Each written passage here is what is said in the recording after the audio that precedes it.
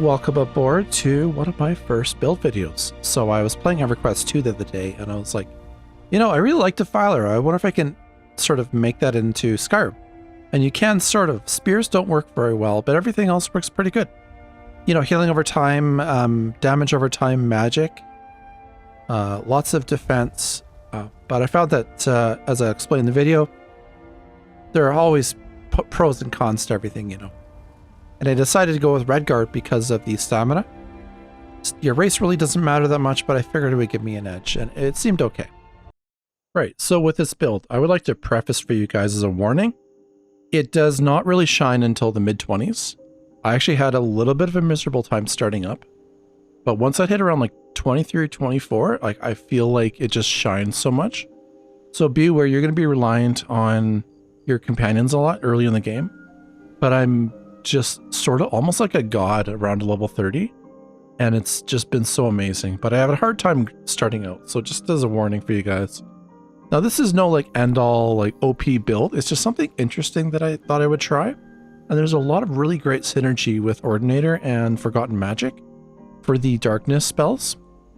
So for instance, so Blight Curse is the one that I use the most, and it does disease damage over time, sort of fitting with the Defiler element. And the way Forgotten Magic works for this spell is it actually levels up over time. So the more you use it, the more powerful to become, which is just incredible, and I love that. So you're not forced to upgrade your spells at all. And Healing Touch is also from Forgotten Magic, so it gives you healing over time, which I vastly prefer in this game, because when you scale it up more and more and more, you will heal for a lot more over time, and so you're not having to recast Healing Touch all the time. So what I typically like to do is like dot a whole bunch of enemies, pop a Healing Touch on me if there's a lot of enemies that I'm about to fight, and then whip out the sword and board and just watch things just get destroyed. Not destroyed, but it's just really cool. I really like it. It's not a top tier build, but it's something I really enjoy. And earlier on, last few streams, I tried to use spears because I wanted to emulate that Defiler from EverQuest. But spears don't work well at all with Ordinator and in general. Like I tried to get them with animated armory working, but that was not a thing. So we ended up going with war axes for the bleed, which is actually a really good path. Probably would have been my preference at the beginning. And so the way this build works for myself is light armor, because you're going to be using a lot of stamina blocking. So you want your light armor fit all the way through, all the way up here. I'm level 30. That's usually when I stop my builds, but I might play them more. Kind of do an updated video later down the road. And of course, one-handed shield. So we're going to go axes all the way up. And eventually I want to hit all the way up to Wandering Warrior. But that's a long time commitment there. And for block, you pretty much just want to get your time block set up and then be able to do a power bash and then get your arrow deflect and less damage. So the reason I use a shield is because enemies are taking damage from my disease anyway. And I like the time block effect. And for the weapons that I use, or the shields that I use, so Targe of the Blooded is my main one that I use, but you can't get that until you start Dawnguard. However, there's a really great mod shield pack called, I think it's Insanity Shields. So there's 3 cool shields from that item pack that are they look really good too. That's why I kind of like it. Sorry, it's called Shields of Glory. So you can get Dwinvane, there's Mulfen and Yuvan. This one I prefer the most to get more block value out. You could get the health one, but your health pool will keep dropping when you switch to heal and cast disease spells. So I find that Mulfen will work the best for me personally. And Axa doesn't really matter. I found Okeen, and this actually works really well for myself. And the damage is perfectly fine. I also play on Adept in case you were wondering. So I haven't had any problems with there at all. And just any light armor you can get works perfectly fine. And the nice thing too is with one-handed is I love the sprinting attacks that you can get, like the jumping attacks. So you can like usually like, dot everyone and then do a sprint attack in.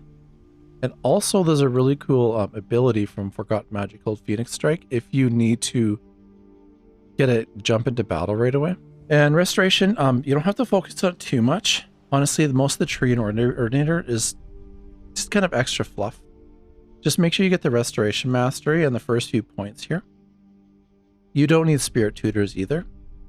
Like as long as you get Edgewalker and Descending Light and restoration mastery, it's fine. You know, that works for you. And of course, your destruction spells that you use, like this, the Blight Curse, scales off of destruction. So you do need Ordinator, you do need Forgotten Magic. You don't have to have Ordinator, but it's my recommendation you use it. Because you get Raw Power, which is the spells that are not actually, they're not technically fire spells. Because they're not Fire, Frost, or Shock, but they added a little bit extra here. And of course, you know, your spells will scale over time and they'll get better over time too. That's why I haven't really gone very far in destruction, because just so in review, you want a good one-handed axe, make sure you get a heavy shield, light armor for the stamina, and because you're going to be blocking a lot. And so I'm at level 30, so you want like 220 health, 189 stamina, and then 220 magic, because you can be magic a lot. The reason my stats are a little bit lower than yours normally would be is because I chose vampire, and that's just for the frost resistance. But keep in mind, you know, in being a vampire, it's just a personal choice. It really doesn't matter what you choose. But I take more fire damage, so I always make sure I stock some potion of fire resist all the time. Make sure you always have those. So this is like the first build of many. The only bad thing is it's really slow. You feel very weak early on, kind of like in MMOs. You know, you play a certain class, and it kind of sucks for the first 20 levels. That's kind of what it is. That's just sort of the forewarning that I gave. You know, it does not feel strong in the beginning at all. You're very reliant on having like Janasa or Serana around.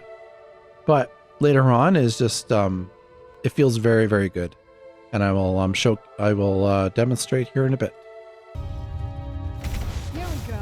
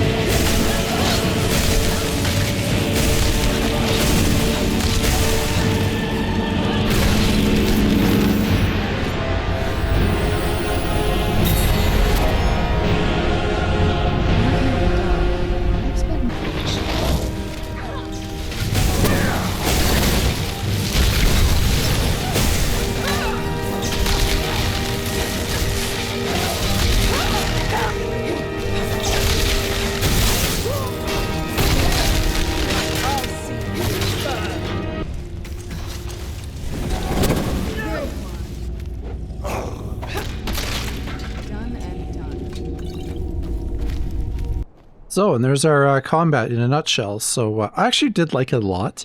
It does grow on you a lot. If you don't have patience, I don't know if I would try this.